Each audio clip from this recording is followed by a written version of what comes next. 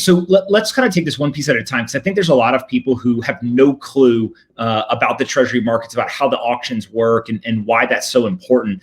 Maybe explain, how do these auctions work? And then also why they're so crucial, right? We talk about kind of funding for the government, et cetera. If you can explain both how the auctions work and then why that's the thing to pay attention to, I think a lot of people kind of get it a little bit better.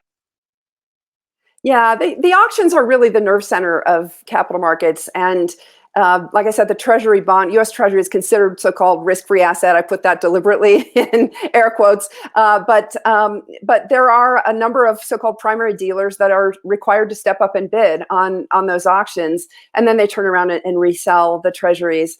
But effectively, they're guaranteeing that the Treasuries get sold. But to the extent that the banks have challenges with their own funding, keep in mind it's sort of a loop, right? Because the banks actually need those Treasuries at the same time for them to get funding in the repo market. So I probably won't go into more details than that, but let's step back and understand about the auctions specifically. But the big picture is, what does it mean? The U.S. Treasury is essentially the reserve asset of the securities industry. Just like the so-called monetary base is the reserve asset of the traditional banking industry. And what happens is that a huge amount of debt gets piled on top of those so-called reserve assets. Again, treasuries in the securities industry and monetary base in the banking sector. Most of you, if you studied economics in school, understand how fractional reserve banking works, that you take $1 of so-called monetary base, and then typically the banks issue out $10 worth of loans through fractional reserve multipliers that you turn $1 of monetary base into $10 of credit. That's the way the traditional banking system works, but that's not where most of the credit has been issued in the economy or in the financial system in the last couple of decades. Most of it has been issued in the so-called shadow banking system, which is really the securities markets, where Treasury bonds, which are IOUs of the U.S. government, just like or analogous to the monetary base being an IOU of the Federal Reserve. Again, both of these IOUs, very really important point. We're going to pile even more IOUs on top of that, and there's actually a lot more leverage than 10-to-1 in the securities industry.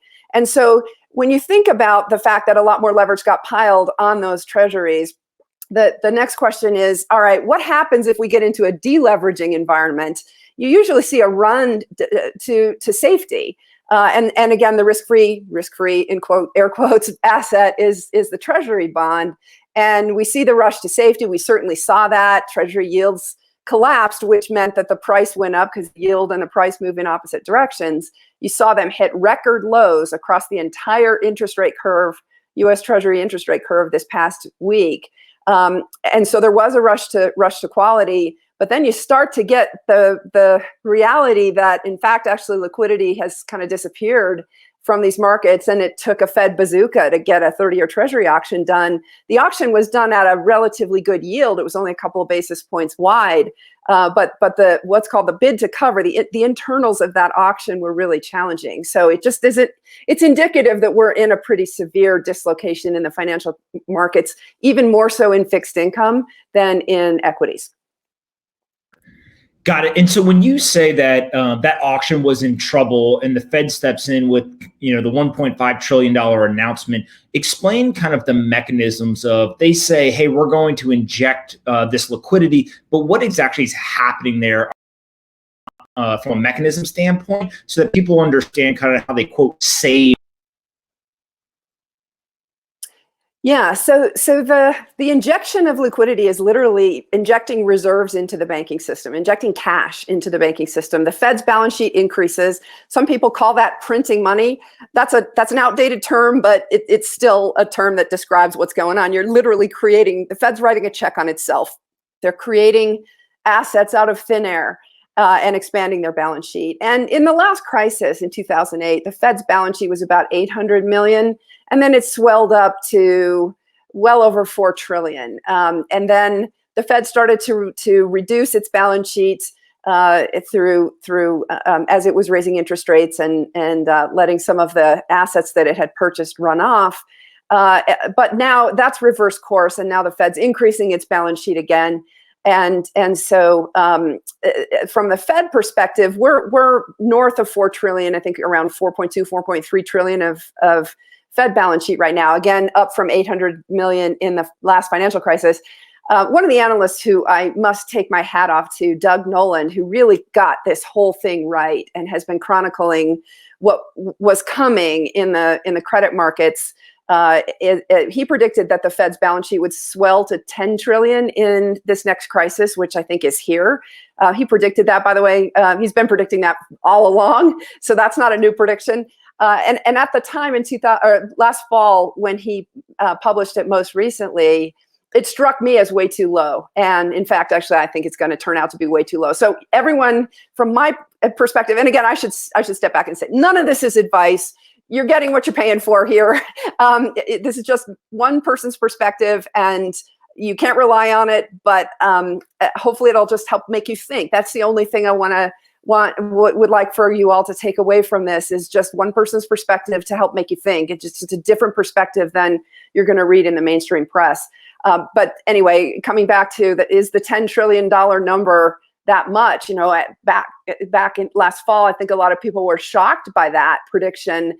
And at the time I said, no way, that's way too low. The Fed's balance sheet is actually going to end up being a lot bigger than that. Now, what's the impact? It means that the banking system is very liquid from the traditional banking system. They've got all kinds of cash. The problem is that cash is in the wrong place. It doesn't help the securities markets, because the banking industry and the securities industry are really pretty separate. There are a few of the gigantic banks, the money center banks, that are in both sides. There are traditional banks and their securities dealers, primary dealers that handle Treasury auctions for the U.S. Treasury. But even there, they actually, the balance sheets are typically not even in the same legal entity. So the cash is going into the traditional banking industry, but not into the securities industry. And that's part of the reason why you see these dislocations that don't totally make sense. But in fact, actually, if you understand the plumbing, it does make sense. Yeah. And so help us understand, right, when we talk about this kind of expansion of the balance sheet, one of the things that I saw on Twitter recently is, I think it's Ben Bernanke on a 60 Minutes episode. Somebody said to him, what exactly, like, where is this money coming from? Are you using taxpayer money? And he, kind of nonchalantly said, no, we just go in and we just edit the account number. So maybe talk a little bit about that expansion of balance sheets and the fact that the number really is backed by nothing and is kind of at will, can be expanded without any kind of logic behind it. Well, you just laid out exactly the way it works. The Fed is literally writing a check on itself. It's the only institution, only bank. It's legally a bank.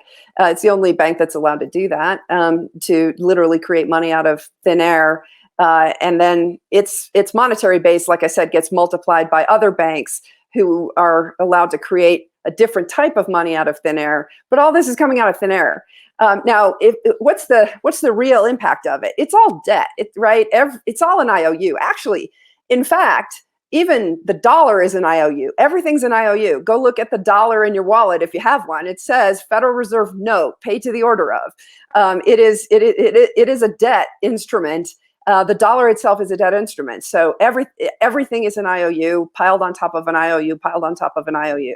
That's a really important point. I think for some listeners, that's going to be news. Most of you probably understand that the banking system is an IOU. We don't legally own the deposits in our bank account. That's a promise to pay from our bank. So effectively, we've lent them the dollars we've deposited in the bank. The piece that very few people understand in my experience, though, is that the same is true in the securities industry. We think we own the shares in our brokerage account. In fact, we don't. They are IOUs the same way that the deposits in our bank account are IOUs. We're actually taking an obligation from our counterparty to deliver us the asset, and they have an obligation from a different counterparty to deliver them the asset, and they have an obligation from a different counterparty to deliver them the asset. And there's a huge daisy chain of IOUs in the securities and banking industries, respectively. They both work the same way. And so, but at the end of the day, the bottom, remember I talked about the base asset in each of the two types of financial industries, the banking industry and the securities industry. The base asset in and of itself is an IOU. to your point.